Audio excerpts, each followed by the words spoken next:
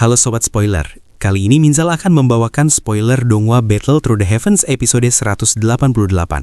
Daripada berlama-lama langsung aja kita lanjut. Akhir dari pelatihan Xiaoyan berhasil menciptakan avatar spiritual yang persis dengan tubuh aslinya. Memasuki kondisi sempurna semacam itu adalah hal yang sangat menguntungkan. Kekuatannya tidak akan kalah lemah dan bahkan sangat membantu dalam pertarungan. Yao Lao serta Feng Zunjie lantas menghampiri Xiaoyan. Feng Zunjie lantas berkata, "Setelah sekian lama, akhirnya pelatihanmu pun berakhir. Di sisi lain, terakai api pemurnian iblis akan segera muncul di benua. Jika waktunya tiba, maka itu akan menjadi peristiwa yang sangat mengguncang di seluruh dataran tengah." Xiaoyan mengatakan, "Aku sudah mengetahui lokasi di mana api iblis itu akan dilahirkan. Ketika pelatihan jiwa sebelumnya, aku tiba-tiba mendapatkan kontak dengan pemimpin aula jiwa." Mendengarkan itu, tentu saja semua orang kaget bukan main. Yao Lao lantas bertanya, "Kemudian apa yang terjadi?" Xiaoyan lantas menjelaskannya secara singkat, termasuk juga ahli misterius yang datang membantunya kala itu. Yao Lao berkata, "Seperti yang kukatakan, Istana Jiwa memang telah menargetkan teratai api iblis, dan mereka sudah mempersiapkannya dengan cukup matang. Namun aku tidak mampu menebak identitas ahli misterius yang datang membantumu." Tetapi gurunya berpesan bahwa tidak perlu terlalu memperhatikan masalah pemimpin aula jiwa. Yang terpenting adalah mempersiapkan diri tentang kemunculan teratai api pemurnian iblis yang akan menjadi peristiwa besar-besaran pada beberapa waktu mendatang. Seluruh klan kuno yang ada di benua akan turun tangan secara langsung. Pada saat itulah, aku yakin akan ada ahli ternama yang kemungkinan besar ikut berurusan dengan pemimpin Istana Jiwa.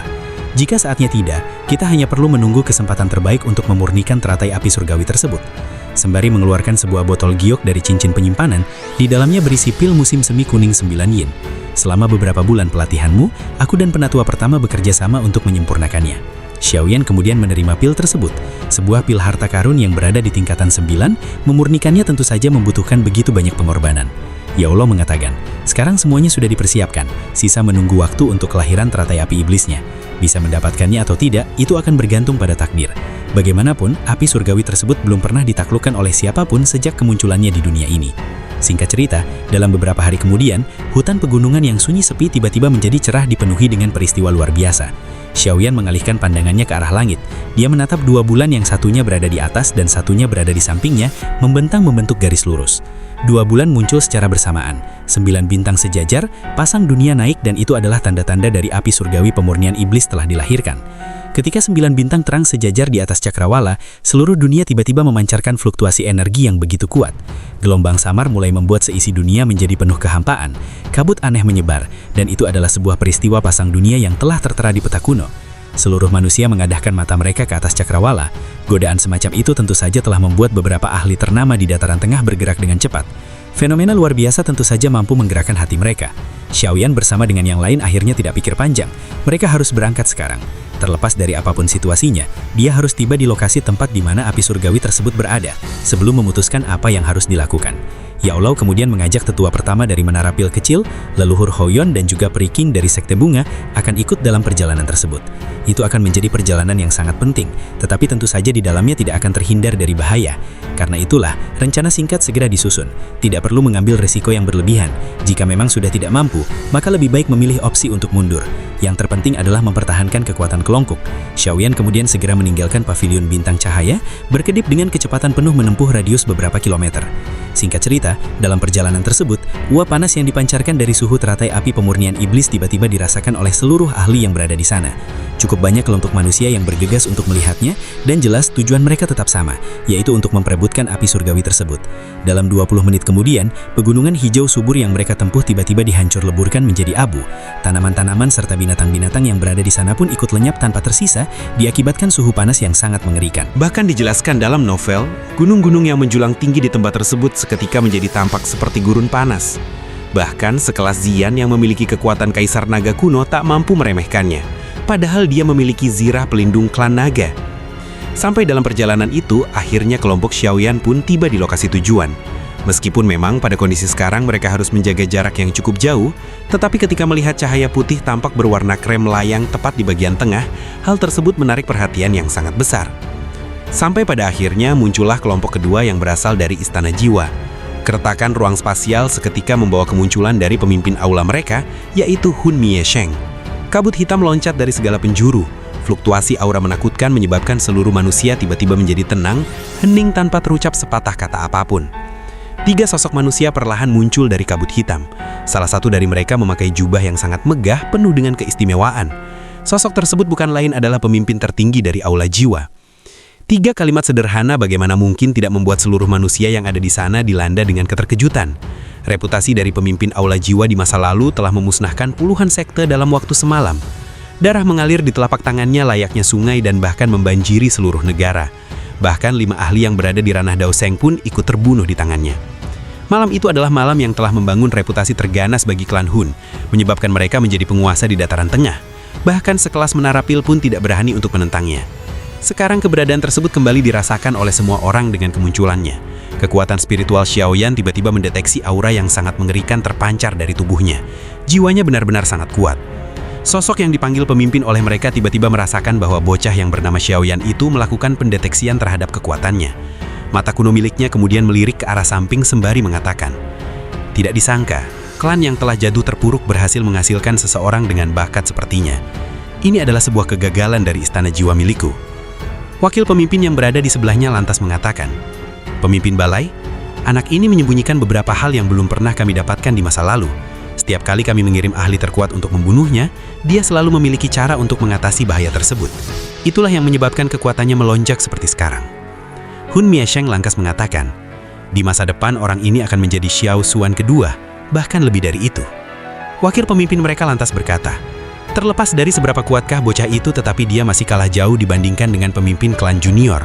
Bahkan meskipun Xiaoyan akan menjadi Xiao Xuan berikutnya, tetapi Xiao Xuan memiliki takdir yang buruk di penghujung hidupnya." Hun Miesheng tertawa dingin sembari mengatakan sebuah hal yang sangat sulit untuk diprediksi. Dia memiliki 5 jenis api di dalam tubuhnya. Inti teratai api hijau, jantung api surgawi, 3000 api pembakaran, api dingin tulang, dan yang terakhir adalah api hati laut.